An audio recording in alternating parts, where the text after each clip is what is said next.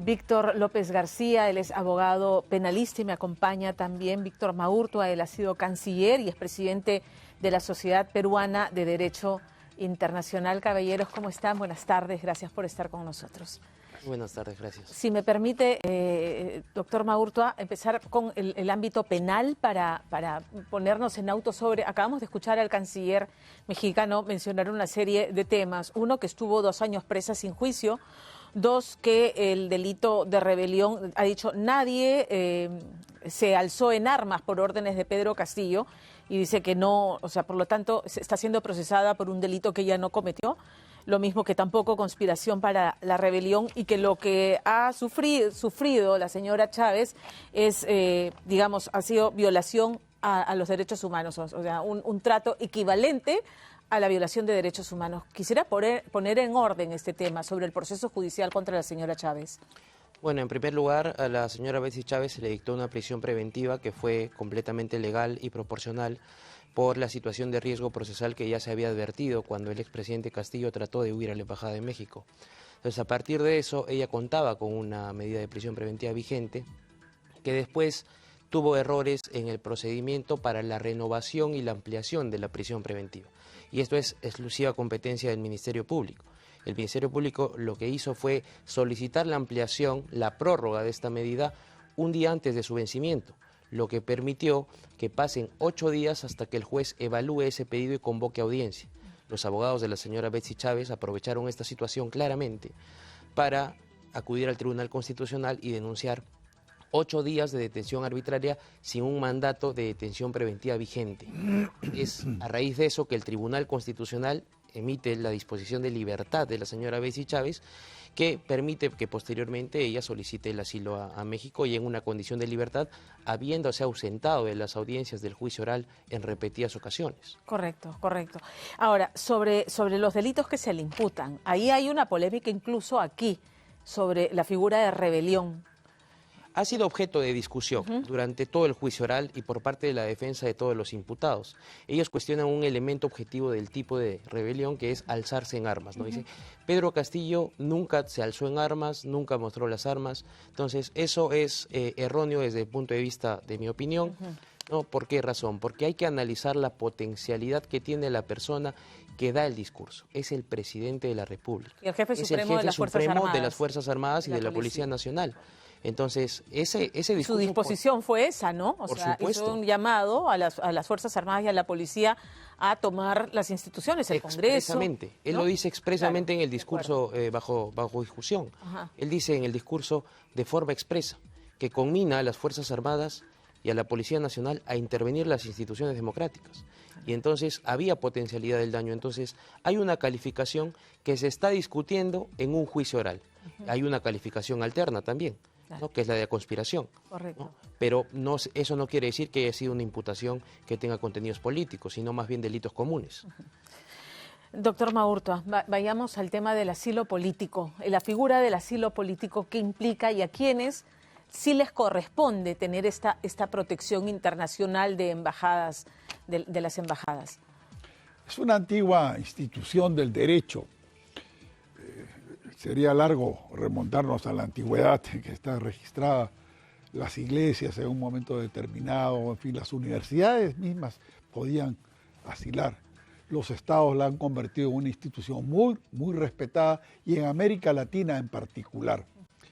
Es ante una amenaza de parte de la autoridad, se recurre, ¿no?, a esta institución para poderse preservar, salvaguardar sus derechos, su integridad, y es concedida de acuerdo a determinados instrumentos que en el caso concreto que nos preocupa se refiere a la Convención de Caracas de 1954, que es la que establece las características, los procedimientos, y que es la que ha sido invocada en este caso. En efecto, para poder tramitar lo que es el meollo del tema, ¿no?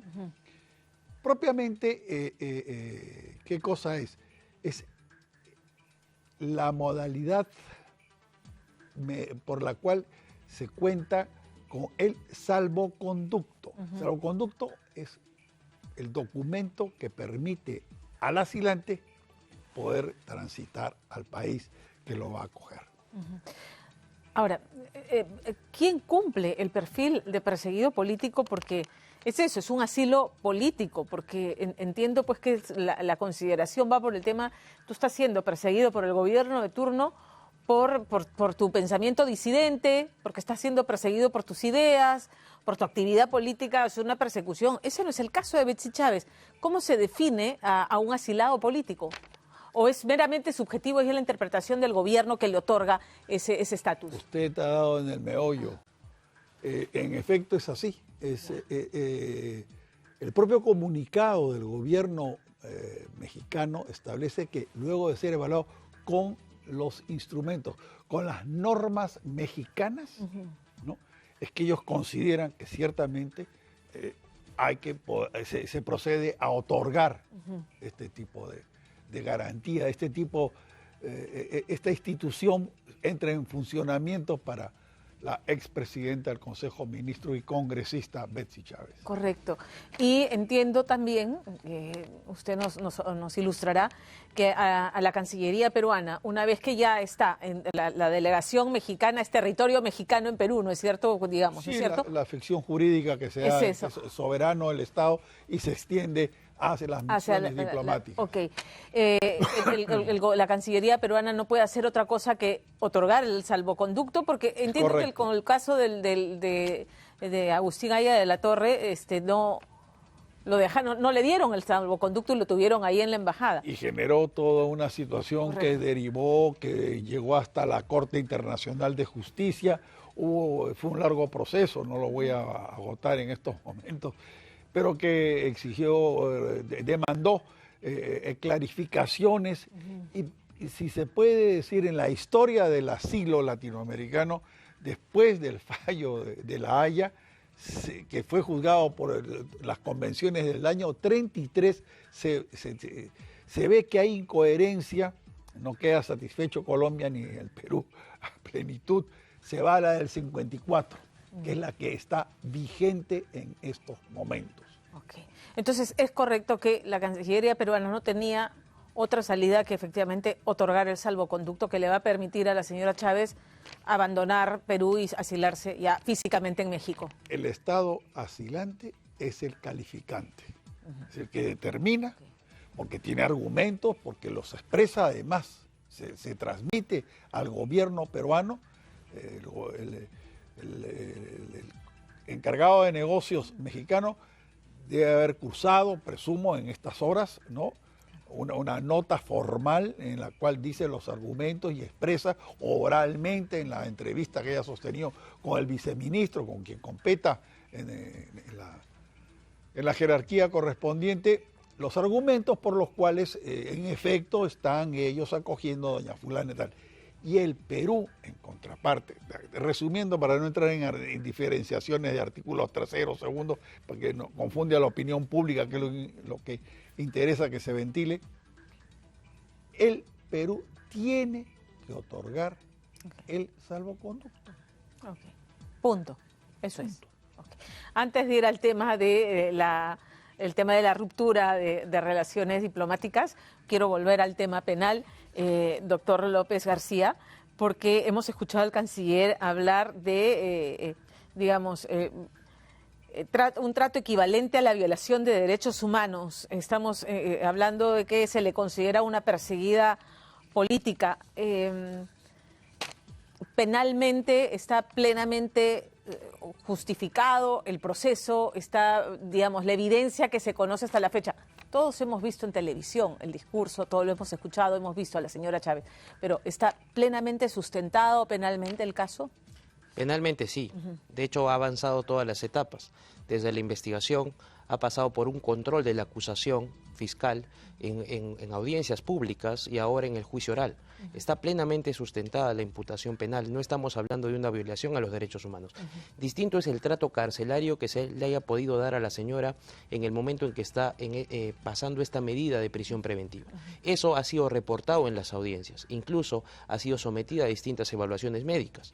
Lo que sorprende es que se diga que se ha violado los derechos humanos cuando la señora Betsy Chávez ha presentado, a través de su abogado Raúl Noblecillo Olaechea, un certificado médico estos días, mientras ella, asumo yo, iba tramitando esta solicitud de asilo, ¿no? Que incluso ha sido parte de pronunciamiento de la sala observando el certificado médico como si este fuera falso o presentase algunas incongruencias, y se ha sancionado al abogado Olaechea por este tema.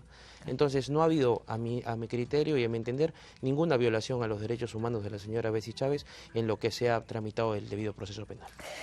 Ameritaba, bueno, a la luz de lo que ha ocurrido ahora, se entiende que esa prisión preventiva debió extenderse.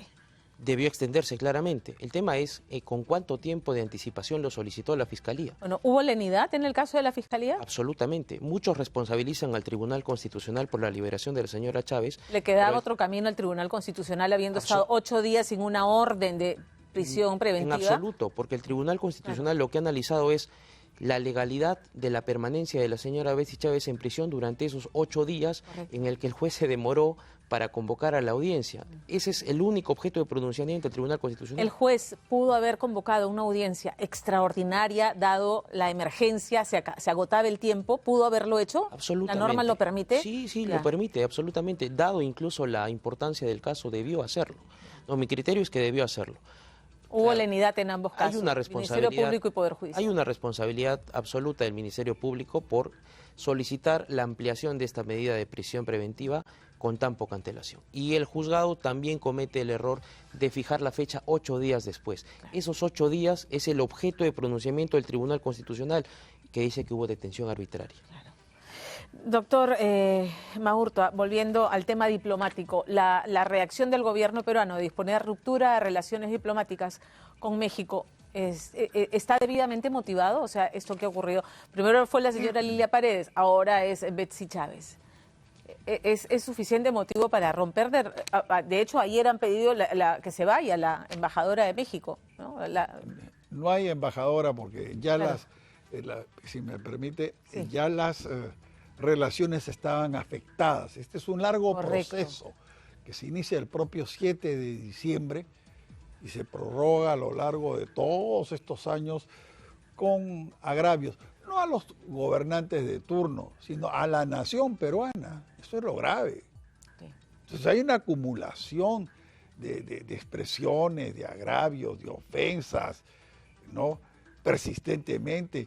No reconocer a la señora Boluarte como presidenta por sucesión constitucional, o sea, simplemente no la reconocieron, ¿no? Sí, pero ajeno a eso, digo, yo me circunscribo a lo que es mi ámbito internacional, ¿no? Que es, hay una acumulación. ¿Por qué? Porque hay un injerentismo, hay un intervencionismo. ¿En qué se sustenta el derecho internacional? ¿Cuál es uno de sus fundamentales principios? La autodeterminación de los pueblos. La no intervención. Yo no me entrometo. Y los mexicanos tienen además una doctrina muy altamente calificada, que es la doctrina Estrada. Ellos ni siquiera reconocen gobiernos. Tienen esa... Yo he sido observador electoral en 3 ocasiones en México.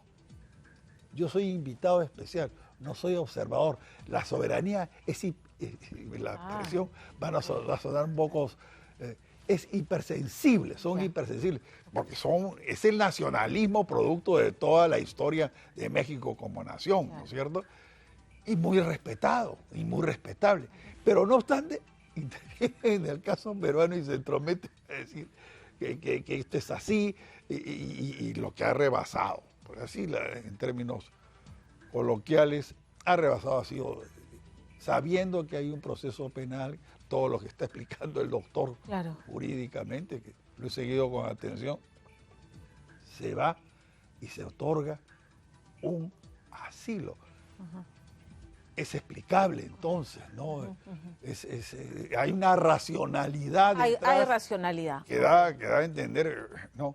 Es lo que se denomina la doctrina española, le llama la autotutela. Es el acto mediante el cual yo rompo relaciones como acto de autotutela para lograr generar un equilibrio. Estoy tan afectado, se me ha afectado tan sucesivamente, tan persistentemente, tan sucesivamente, que yo ahora rompo relaciones. Ya vendrán las otras actividades, ya vendrán momentos que se remonte todo esto, no es la primera ni la última vez los estados pueden actuar en esa forma, ¿no? Correcto. Es una medida de retorsión, ¿no? Es una medida de reacción ante alguien que se siente afectado, que se siente persistentemente dañado. Para terminar y entender qué pasos debieran seguirse, porque la situación es esta, la señora Chávez y la señora Lilia Paredes ya, o sea, van a residir en México como Chávez cuando abandone el Perú. ¿Cómo se revierte esta situación en tanto ellas permanezcan como asiladas políticas en México? La situación de relaciones diplomáticas, digo. Poco a poco. ¿Se puede mientras Sheinbaum esté en el poder? O haya las elecciones nuevas en el Perú, Ya. hay un cambio, en fin, depende de tantos factores. Claro. Es una prognosis que no se puede determinar ahora. Claro, ¿no? de acuerdo. La buena voluntad. Estábamos con los colegas de la sociedad, que trabajamos en el tema, pergreñando una nota de prensa explicativa porque nos han llamado para dar cuenta. Tenemos un buen número de seguidores. El vaticinio, el anhelo, el deseo es que se logre remontar. Somos dos países con una historia de antiguas civilizaciones, en fin, todos sabemos, y peruanos diplomáticos, peruanos ilustres como Nicolás Corpancho, en un momento determinado se jugó por la democracia mexicana, con una entereza y con una nobleza impresionante. O sea que lo nuestro es de larga data, ¿no? Somos socios en la Alianza del Pacífico, que afortunadamente la señora Sheinbaum, la presidenta... Cuerdas separadas.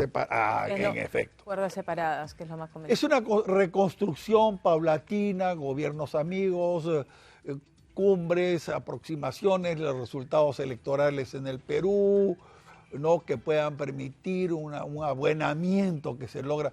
Las naciones, como los seres humanos, tienen momentos de crisis, de inflexión y luego de reconciliación, ¿no? Que tiene que darse. Pero ahora estamos en una crisis inocultable, ¿no? Les agradezco, caballeros, haber estado con nosotros esta tarde. Muchas gracias.